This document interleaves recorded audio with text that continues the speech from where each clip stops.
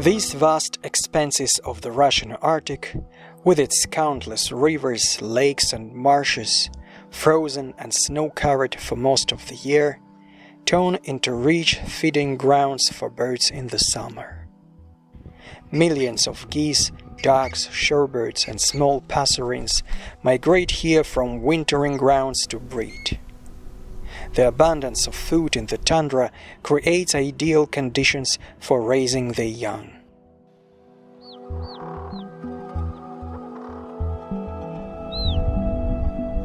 Following the flocks of birds, the feathered master of the Arctic arrives here too, the magnificent peregrine falcon. It relies on other birds as a source of food for itself and its chicks. It is this predator that we have been closely observing in recent years.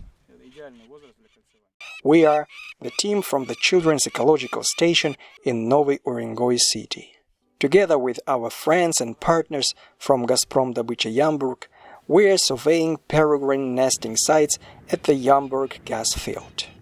Here, in the very heart of the Tazovsky Peninsula, amid the picturesque tundra valleys, a dense nesting population of the falcon thrives. The banding of peregrine chicks helps us to identify the migration routes and wintering grounds of this vulnerable predator. Most of the information about the migrations of our peregrines has been obtained due to their capture in the Middle East and South Asia, where their migration routes and wintering grounds are located.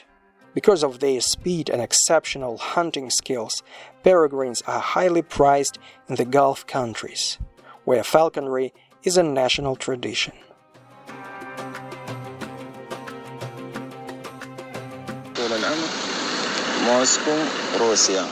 The high demand for falcons creates fertile grounds for poaching, which is likely one of the threats for peregrine population from Siberian tundra.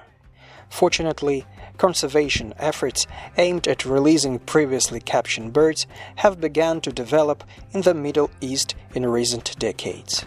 Sheikh Zayed Falcon Release Program is one of the largest such projects. It was launched in the United Arab Emirates more than 30 years ago. Before release, the birds undergo rigorous preparations. They are trained and have medical check-up at the Abu Dhabi Falcon Hospital. After that, they are transported to northern Kazakhstan, where the releases have been taking place in recent years.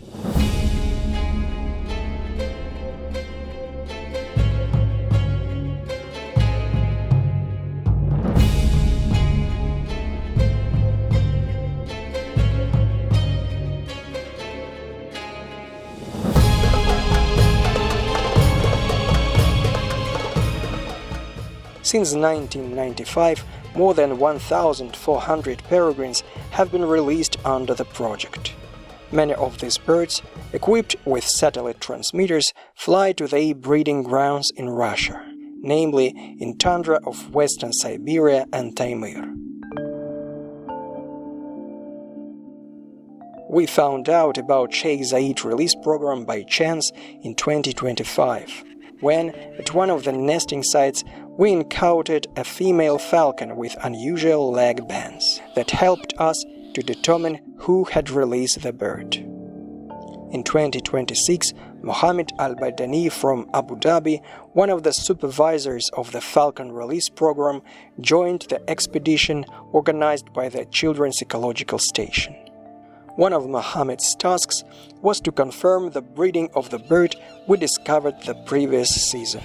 After all, this is the first proven case of a released bird reproducing in the wild in 30-year history of the program. Unfortunately, the nesting site where the banded female was found last year is now empty.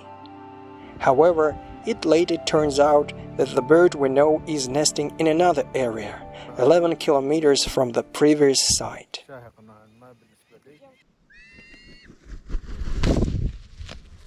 A camera installed at the nest confirmed that this was the same falcon. The camera also helped to read the ring number, which means to uncover the bird's history.